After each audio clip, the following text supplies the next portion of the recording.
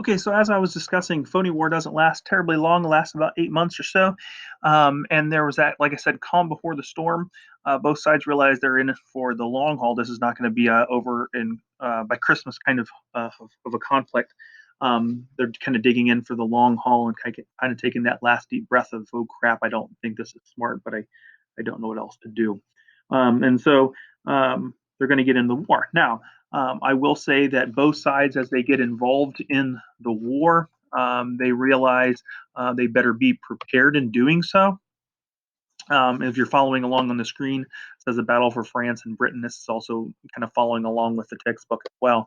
But when I say they're following the pattern of like defense, both sides are going to create a defensive strategy.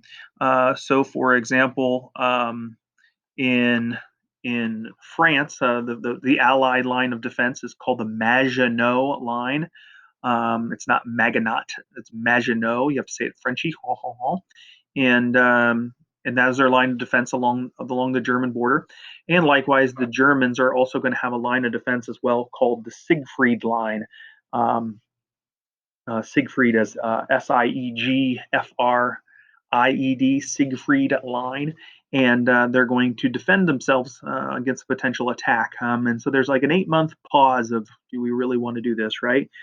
Technically, the phony war ends with an attack, but it's actually the Germans attacking Denmark and Norway.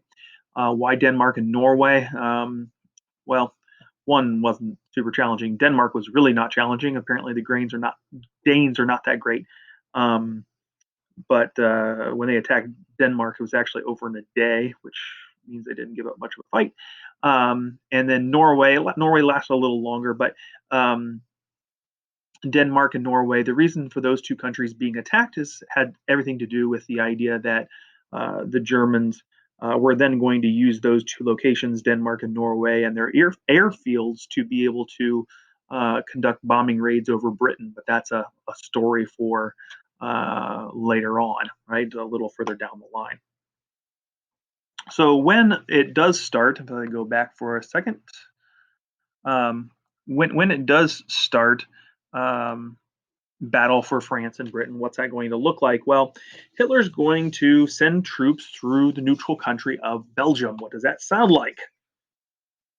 World War One, right? And so in World War One, what do we call that? We call that the Schlieffen Plan, right? And uh, he's going to do basically a very similar strategy. He's going to attack with the idea of a weakened portion of the Maginot Line. He found out where the Maginot Line is not well defended. The reason it was not well defended because it was really heavily forested. It's a place called the Ardennes, heavily forested area called the Ardennes, Ardennes, the Ardennes, and that's why he's going to attack specifically at the Ardennes. But when attacking through the Ardennes, um, uh, his plan basically works brilliantly, and the Allies aren't prepared for the attack, and the French specifically are in oh crap mode. Okay, and so in doing so, they are in retreat, and so retreat, and they retreat all the way back to the city called Dunkirk, is where the famous retreat was. Dunkirk is actually a city along the coast, which you can see in the picture. And Dunkirk is along the English Channel, the coast along the English Channel. And at Dunkirk, the Allies do have a retreat. Now, the irony to this retreat is that with the retreat, um, it's kind of like one of the most famous things that happens for the French. It's kind of like their woohoo moment at the beginning of World War II, which is really embarrassing because it's a retreat.